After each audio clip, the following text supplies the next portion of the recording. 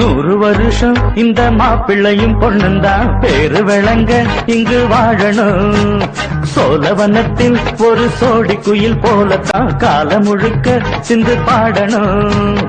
ஒண்ணுக்கொண்ணு பக்கத்தில பொண்ணு புள்ள நிக்கையில கண்ணு படும் மொத்தத்தில கட்டழக அம்மாடி என்ன சொல்ல 100 வருஷம் இந்த மாப்பிள்ளையும் பொண்ணுந்தான் பேரு விளங்க இங்கு வாழணும். நம்மோட உறவு உடையாது, அடிஸ்தாங்கான காதல் சாகாதது, அது நாங்காக என்றும் போகாதது. நாம் கூத்தாடவும் கை கோத்தாடவும் மனம் காத்தாடி போலாடுதே.